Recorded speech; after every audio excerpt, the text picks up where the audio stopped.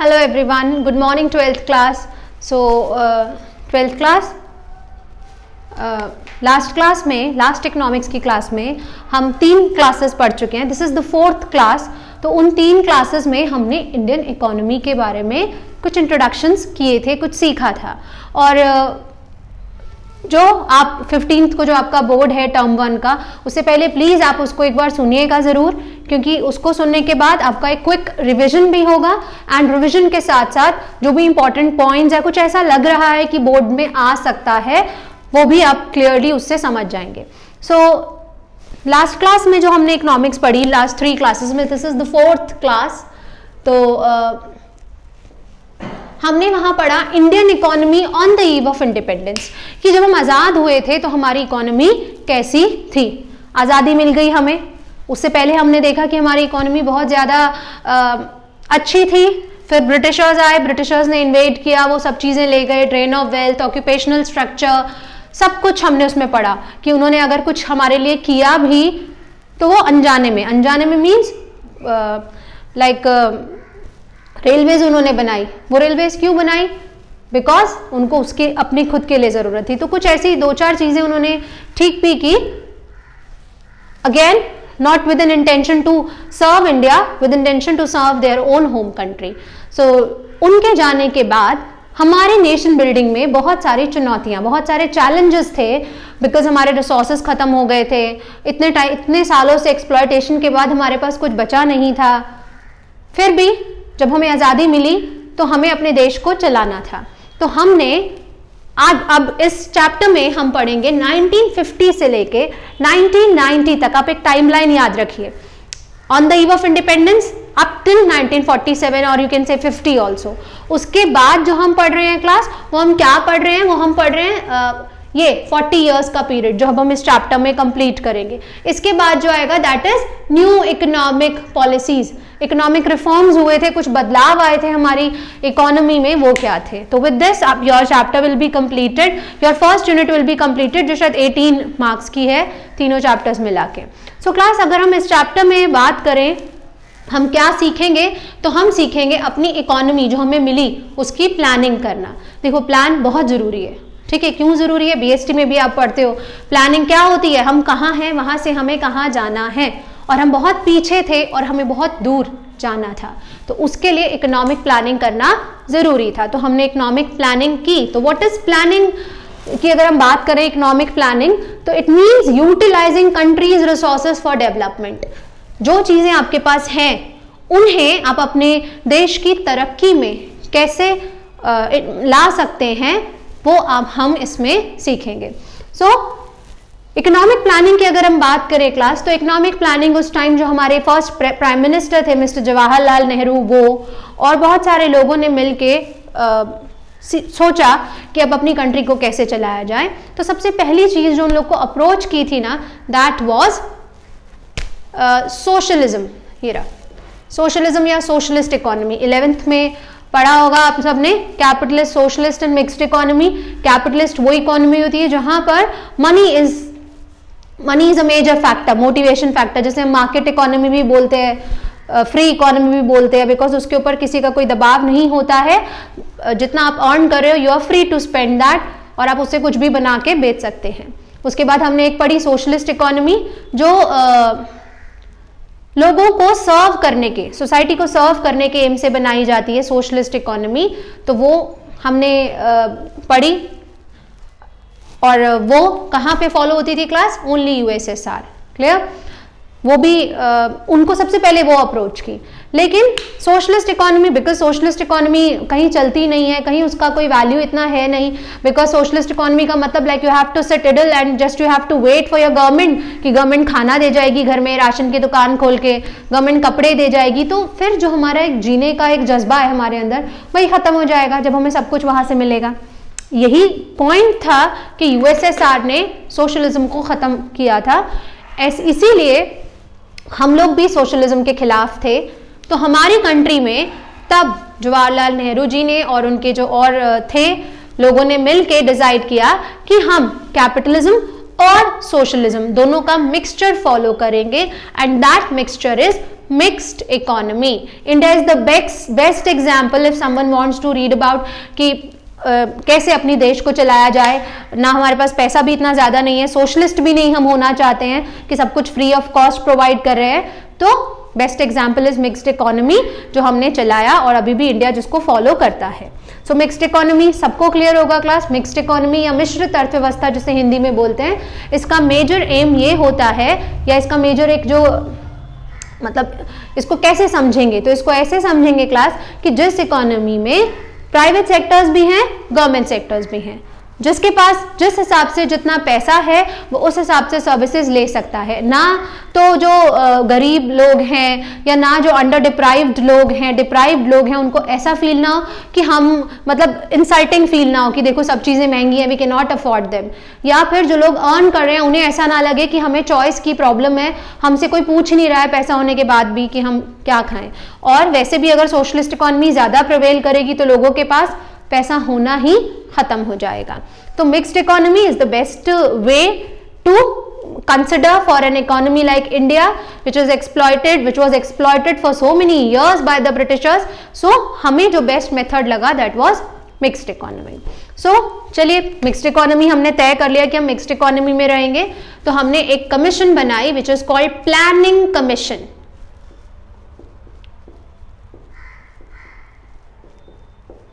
Planning commission it was set up in 1950.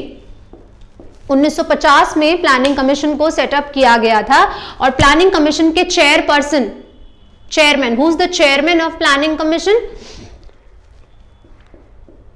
Who was sorry mister Jawaharlal Nehru. मतलब जो भी prime minister होते हैं क्लास वही प्लानिंग कमीशन के हेड होते हैं. And who was the architect of this, architect PC, not Priyanka Chopra, it is Planning Commission. So architect कौन है प्लानिंग कमीशन का? PC Mahalanobis. Again PC Mahalanobis से रिलेटेड आपकी NCERT में एक पेज है. वो एक बहुत अच्छे स्टैटिस्टिशियन थे जिन्होंने प्लानिंग कमीशन को बनाया. प्लानिंग कमीशन बताया कि कैसे होना चाहिए और कैसे काम करेगा. So Prasanta Chandra Mahalanobis is full name of mister PC Mahalanobis and he is known to be as the architect of planning commission. So 1950 में क्लास हमने प्लानिंग कमीशन बनाया और फिर हमने एक तरीका तय किया कि हमें अपनी इकोनॉमी को चलाने के लिए 5-5 साल जो है का एक पीरियड बनाना. मतलब सबसे पहला जो हमारा एम था दैट वाज 5 ईयर प्लान्स. ठीक है कि हम 5 साल के प्लान्स बनाएंगे क्योंकि हर काम को करने में वी नीड अ टाइम, है ना. तो एक गवर्नमेंट का टेन्योर जो है लोकसभा कितने टाइम तक रहती है, दिस इज फॉर 5 ईयर्स. तो हमने 5 साल के लिए ही एक गवर्नमेंट को टाइम दिया कि प्लानिंग कमीशन में 5-5 साल के प्लान्स बनेंगे, 5 ईयर प्लान्स जिनको कहते हैं. And this concept of 5 year plan is again borrowed from USSR कि 5-5 साल की प्लानिंग की जाएगी. ये पहले कहाँ होती थी? USSR में होती थी. वहां से हमने आइडिया लिया कि हम भी अपनी कंट्री को चलाने के लिए जो भी मोटिव बनाएंगे 5 साल का टाइम जो भी गवर्नमेंट होगी उसको देंगे कि अब आप करिए कि आप क्या कर सकते हैं. आपने प्लान किया कि अभी हम यहाँ हैं, 5 साल के बाद या अभी हमारी एजुकेशन इतनी है हम उसको बढ़ा के इतना करेंगे, अभी हमारे कंट्री में अनएम्प्लॉयमेंट लेवल इतना है हम उसको कम करके इतना करेंगे. तो ये जो टाइम पीरियड आप देते हैं दैट कम्स अंडर प्लानिंग. तो कोई भी गवर्नमेंट जब आती है ना क्लास वो 5 ईयर प्लान्स लेके आती है कि मैं अपने 5 साल के टेन्योर में कंट्री के लिए क्या क्या करूंगी. सो बहरहाल अगर अभी की बात की जाए तो now planning commission is abolished. Planning commission was abolished in the year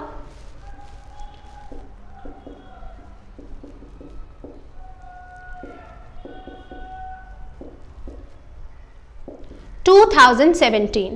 And which institute replaced planning commission? Planning commission को एक institute ने replace किया and that institute is NITI Aayog.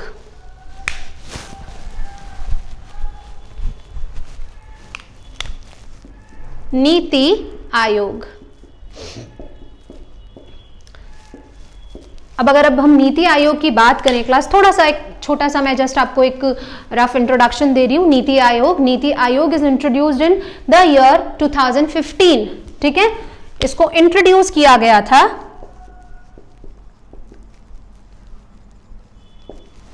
by the present government. NITI Aayog introduced in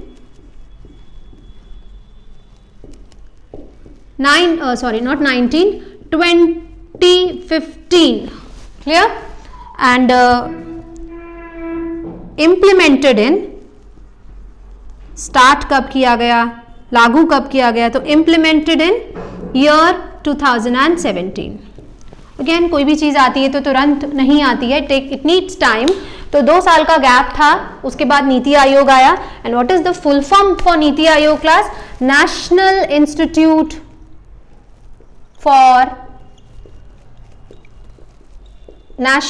institute for transforming India. National institute for transforming India. India को बदलने के लिए बनाया गया एक इंस्टीट्यूट, इंडिया को आगे ले जाने के लिए बनाया गया एक institute. So this is about NITI Aayog, rough introduction.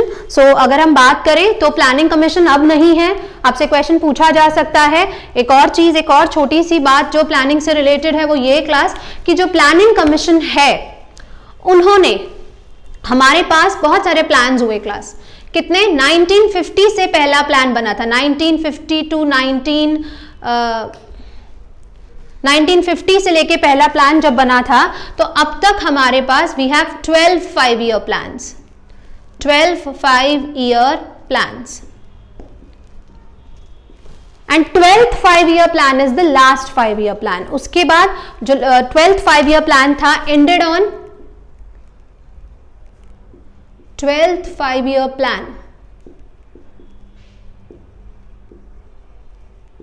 ended on 31st March 2017, and from 1st April 2017 onwards NITI Aayog becomes the successor of planning commission. planning commission खत्म हो गया और नीति आयोग आया. So अब जब हमारे प्लान्स थे क्लास, तो इन टोटल हमारे 12 5-year प्लान्स थे. Last is the 12th 5-year plan जो 2012 से 2017 में बना था, और हमारे 6 1-year प्लान भी थे, एनुअल प्लान जिनको कहते हैं. वो हम नेक्स्ट क्लास में पढ़ेंगे जब हम सारी प्लानिंग को एक साथ करेंगे. तो हमारे इन टोटल अगर हम बात करें तो 12 5-year प्लान्स थे. इट्स अ बिग टॉपिक, हम इसको पढ़ेंगे कि हर प्लान का क्या इंपॉर्टेंस था, क्या उसका मेजर एम था हर प्लान का, to crack 6 annual plans. Clear? Annual plans means वार्षिक, जो एक एक साल के लिए होते थे. एक और चीज है क्लास कि जो ये हमारे प्लान्स है ना, ये जब भी बनाए जाते थे, 5 years हो गए, कुछ काम ऐसे भी थे जो 20 years या ज्यादा के लिए भी बनते थे, तो उनको हम कहते हैं प्रिस्पेक्टिव प्लान्स. कैसे plans? Perspective plans. Perspective plans. ये प्लान्स क्यों बनाए जाते हैं क्लास? प्रिस्पेक्टिव प्लान्स जो हैं ये बनाए जाते हैं 20 years के लिए. ठीक है, फॉर 20 years हम इन प्रिस्पेक्टिव प्लान्स को देखते हैं, मतलब 20 सालों के लिए बनाए जाते हैं. अगर कोई ऐसी बड़ी चीज है जो हमें पता होनी चाहिए या जो आनी चाहिए, वो तब होती है. सो ये देखिए, ये है हमारी प्लानिंग. ठीक है, प्लान क्या है, कैसे बनाए जाते हैं, नीति आयोग कब इंट्रोड्यूस हुआ, कब आया, ये सब चीजें आपको पता होना चाहिए. और इन चीजों के बाद हमारे ये जो प्लान्स हम पढ़ रहे हैं क्लास, इनके कुछ बेसिक गोल थे. हम क्यों पढ़ते थे, मतलब what are the importance of plans कह लो, यहां तक सबको क्लियर होगा. अब हम पढ़ेंगे what are the goals of this 5-year plans.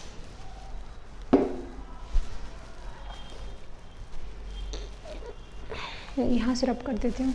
ये सब आप लोग नोट डाउन करिएगा अपनी नोटबुक्स में, इसको लिखिएगा अच्छे से.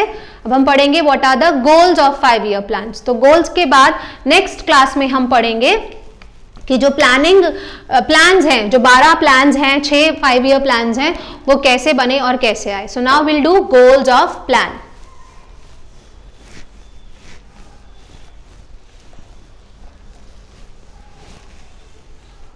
चार बेसिक से गोल्स हैं क्लास हमारे उसके. ग्रोथ, मॉडर्नाइजेशन, सेल्फ रिलायंस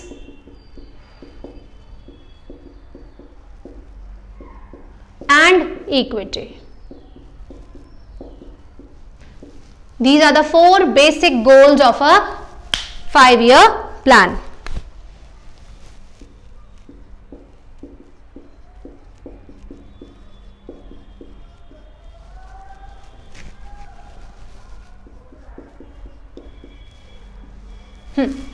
तो पहला जो गोल है क्लास, दैट इज ग्रोथ.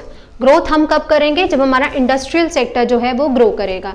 तो इंडस्ट्रियल सेक्टर का सेटअप जो हमने अभी हम आगे पढ़ेंगे उसको, 1948 में एक रफ इंट्रोडक्शन हमने दी थी इंडस्ट्रियल पॉलिसी को, IPRs को, बट वो कब जाके इंप्लीमेंट हुआ ये हम आगे पढ़ेंगे. सो ये हमारा एम था 5 ईयर प्लान का. These were the basic AIIMS. ये ऐसे गोल थे जो हर प्लान का बेस था, चाहे वो फर्स्ट हो. फर्स्ट में आपने माना, जैसे हम नेक्स्ट क्लास में पढ़ेंगे, फर्स्ट में हमने मेजर माना कि हमें अपने एग्रीकल्चर सेक्टर को ग्रो करना है. क्यों? बिकॉज हम डिपेंडेंट हो गए थे, हम अमेरिका से खाना खरीदते थे, बिकॉज हमारे पास था ही नहीं, अच्छी प्रोडक्टिविटी नहीं थी हमारे पास. तो उसको ठीक करने के लिए हमें अपनी इंडस्ट्रीज को, अपने एग्रीकल्चर, सपोज जैसे हम अपने एग्रीकल्चर सेक्टर को स्ट्रॉन्ग कर रहे हैं, वो फर्स्ट 5 ईयर प्लान का मेन फोकस है. उसके अलावा ये तो वो चीजें हैं जो चलनी ही चलनी है. तो ग्रोथ, आप अपने इंडस्ट्रियल सेक्टर को स्ट्रॉन्ग करेंगे, आप दूसरी कंट्रीज पे डिपेंडेंट कम रहेंगे. जितना आपका इंडस्ट्रियल सेक्टर बढ़ेगा उतना आप ग्रो करेंगे. Modernisation, to use latest technologies.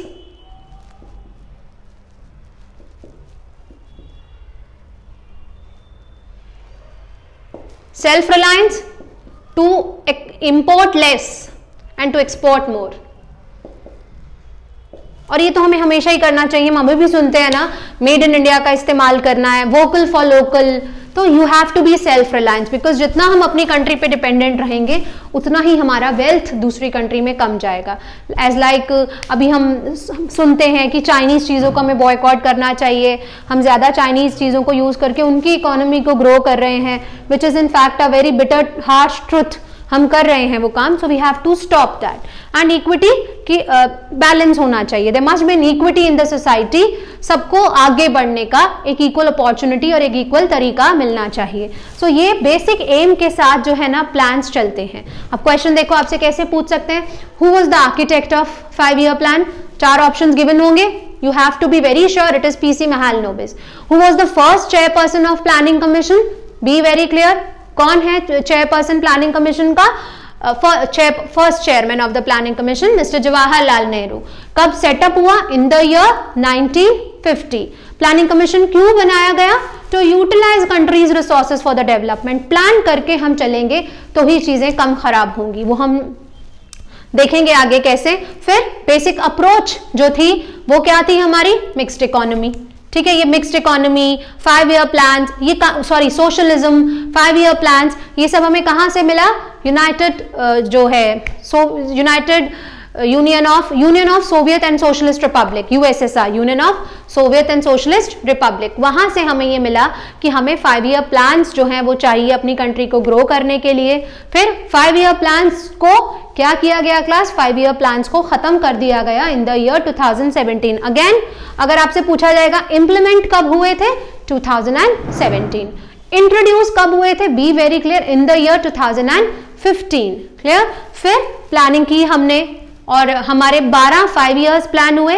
Last plan is the 12th plan.